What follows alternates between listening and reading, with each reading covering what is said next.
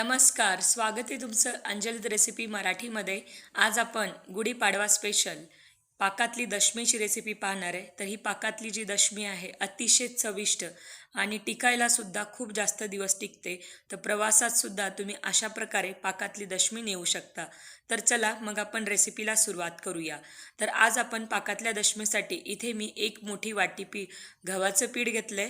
तर जे नॉर्मल चपातीचं पीठ असतं त्याच पिठाचा आपण इथे वापर करतोय. त्याचबरोबर इथे मी एक वाटी पाक घेतलेला आहे. तर हा जो पाक आहे हा उसाचा जो पाक असतो त्याचा वापर केलेला आहे. म्हणजे गूळ बनण्याच्या अगोदर जी प्रोसेस होते त्यातून जो पाक तयार होतो तो पाक मी इथे यूज केला आहे. तर याच्या जागी तुम्ही नॉर्मल साखरेचा पाक किंवा गुळाचा पाक जरी करून घेतला तरी चालेल. पण इथे आपण जो उसाचा पाक असतो म्हणजे गूळ बनण्याच्या अगोदरचा तो पाक इथे यूज केलेला आहे. 1 चमचा आपण वेलची पूड वापरतोय. त्याचबरोबर आपण इथे साजूक तूप वापरणार आहे. 2 ते 3 चमचे साजूक तूप, 1 चमचा आपण इथे थोडंसं सोप घेतलेली आहे आणि चिमूटभर मीठ. तर अशा प्रकारे आपल्याला आज पाकातली दशमी बनवायची आहे. तर सगळ्यात अगोदर आपण दशमी बनण्यासाठी पीठ मळून घेऊया. तर पीठ मळत असताना की आपण जे दशमीसाठी पीठ मळतोय त्यात आपल्याला फक्त पाकाचा यूज करायचा आहे आणि लागत असेल तर थोडंसं पाणी यूज करणार आहे. इथे मी चवीनुसार थोडंसं मीठ टाकून तुपाचं मोहन टाकलेलं आहे जेणेकरून दशमी मऊ होते खाण्यासाठी. आणि यात चवीनुसार वेलची पूड आणि थोडेसे आपण अशा प्रकारे हातावर क्रश करून सोफ टाकणार आहे जेणेकरून याचा जो फ्लेवर आहे तो छान रिलीज होतो. त्यामुळं हातावर थोडंसं सोफ क्रश करायची वाटत असेल तर तुम्ही थोडंसं खलबत्त्यात मोठी मोठी वाटून घेतलात तरी चालेल. आता आपण हे व्यवस्थित मिक्स करून घेऊया जेणेकरून तूप जे आहे ते पिठाला व्यवस्थित लागेल. आणि आता यात आपण पूर्ण 1 वाटी हा जो गुळाचा पाक आहे तो यात ॲड करणार आहे. तर उसाचा पाक याला म्हणतात. म्हणजे गूळ बनण्याच्या अगोदर हा पाक बनवला जातो आणि सगळ्यात अगोदर रस बनतो, रसानंतर हा पाक बनतो आणि त्यानंतर मग गूळ बनतो. तर अशी एक गूळ बनण्याची प्रोसेस असते. तर हा पाक आपण इथे यूज करतो. या पाकामुळं दशम्या मस्त खाण्यास मऊ होतात आणि जास्त दिवस टिकतात. तर अशा प्रकारे बघा. आता थोडंसं मी यात पाणी ॲड करणार आहे. पाण्याऐवजी तुम्ही दूधसुद्धा वापरू शकता. पण पाणी वापरलं की दशमी एक 8 ते 10 दिवस व्यवस्थित टिकते. त्यामुळं पाणी वापरायचं आणि थोडं घट्टसर आपल्याला दशमीसाठी पीठ मळून घ्यायचं आहे. अशा प्रकारे आता याला झाकण लावून जवळपास 1 तास मी पीठ भिजायला ठेवणार आहे. 1 तासानंतर आपण याचे गोळे बनवून घेऊया. तर पीठ छान भिजलेलं आहे आणि घट्टसरच पीठ भिजवायचं आहे आपल्याला. तर आता आपण अशा प्रकारे पिठाचे गोळे करून घेऊया ज्या आकाराची आपल्याला दशमी बनवायची आहे.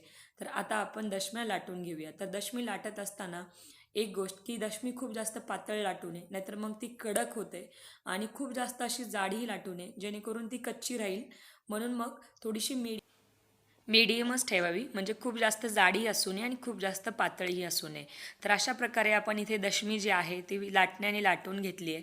तर तुम्ही इथे बघू शकता जी दशमी आहे अगदी परफेक्ट लाटली गेलेली आहे. पीठ व्यवस्थित भिजलं की मग जास्त भेगा पडत नाहीत. तर बघा एवढी जाड मी इथे दशमी ठेवलेली आहे. आता आपण ही दशमी तव्यावर टाकून भाजून घेऊया. तर दशमी भाजत असताना थोडंसं खाली तव्याला तूप लावायचं म्हणजे छान कलर येतो. आणि अशा प्रकारे थोडंसं 1 चमचा वरून तूप सोडलं मी जेणेकरून दशमी खालच्या साईडने खरपूस भाजली जाईल. बघा अशा प्रकारे एक छान थोडासा गोल्डन कलर आला की मग एखाद्या लाकडी ठोकळ्याने अशा प्रकारे दाबून आपण ही दशमी भाजून घ्यायची. म्हणजे ती व्यवस्थित भाजली जाते, बिलकुल कच्ची राहत नाही आणि छान अशी क्रिस्पीसुद्धा होते. तर अशा प्रकारे बघा दोन्ही साईडने आपल्याला अगदी खरपूस रंगावर ही दशमी भाजून घ्यायची आहे. आणि थोडंसं तूप टाकायचं म्हणजे तुपामुळं छान दशमी नरम राहायला मदत होते. तर अशा प्रकारे आपल्याला ही दशमी भाजून घ्यायची आहे. तर दशमी भाजून झालेली आहे दोन्ही साईडने बघा. तर आता आपण ही दशमी अजून एकदा थोडंसं ठोकळ्याने अशाच प्रकारे दाबून त्याला फिरवत राहू. साधारणतः एक दशमी भाजण्यासाठी कमीत कमी 4 ते 5 मिनटं लागतात अगदी बारीक गॅसवर भाजायला. तर इथे आपली जी दशमी आहे भाजून झालेली आहे. तर आता आपण ही दशमी काढून घेऊया एका प्लेटमध्ये. तर अशा प्रकारे तुम्ही घरच्या घरी किंवा प्रवासात तुम्हाला एक 7 ते 8 दिवसासाठी अशा प्रकारे दशम्या पाकातल्या दशम्या बनवू शकता. या अगोदरही आपण पारंपरिक पद्धतीने ज्या दशम्या बनवल्या जातात त्याची रेसिपी पाहिलेली आहे, पण आज आपण पाकातली दशमी बनवतोय. तर ही खूप छान होते खाण्यासाठी आणि अतिशय चविष्ट होते. तर इथे दुसरी दशमी पण लाटून घेतली आहे मी आणि त्याच पद्धतीने आता हीही दशमी आपण बारीक गॅसवर भाजून घेऊया.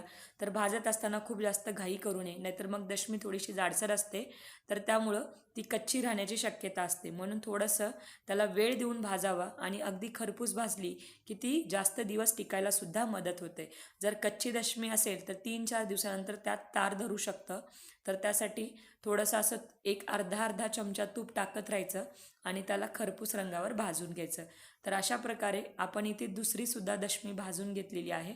तर इथे मी दशमीला परत एकदा ठोकळ्याचा वापर केलेला आहे. जर तुमच्याकडे असा लाकडी ठोकळा नसेल तर तुम्ही रुमालाचा सुद्धा वापर करू शकता. म्हणजे रुमाल असा थोडासा हाताला लावून त्याच्यावर प्रेस करून हे करू शकता, किंवा एखादी जड वस्तू असेल किंवा पळी असेल तर त्या पळीचा वापर करून तुम्ही अशा प्रकारे फिरवून दशमी भाजून घ्या, म्हणजे ती खरपूस रंगावर भाजली जाईल.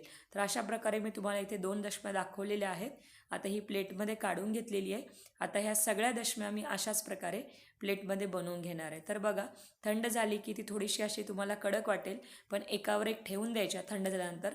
आणि ह्या प्रवासात तुम्ही छानपैकी नेऊ शकता. याबरोबर लोणचे, चटणी सर्व करू शकता. तर नक्की ट्राय करून बघा पाकातल्या दशम्या. इवन गुढीपाडव्याला सुद्धा तुम्ही अशा प्रकारे दशम्या बनवून खाऊ शकता. तर नक्की ट्राय करून बघा. रेसिपी खूप सोपी आहे. कुठले डाऊट असतील तर कमेंट बॉक्समध्ये कळवा. आणि अजून कुठली रेसिपी हवी असेल तेही कमेंट बॉक्समध्ये कळवा. नेहमीप्रमाणे रेसिपी आवडली असेल तर शेअर करा, लाईक करा. चॅनेलवर तुम्ही नवीन असाल तर चॅनेलला सबस्क्राईब करायला बिलकुल विसरू नका. सोबतच जे घंटीचं आयकॉन दिलं आहे त्यालाही क्लिक करा, म्हणजे कुठलंही नोटिफिकेशन तुम्ही मिस करणार नाही. पुन्हा भेटूया आपण अशाच एका नवीन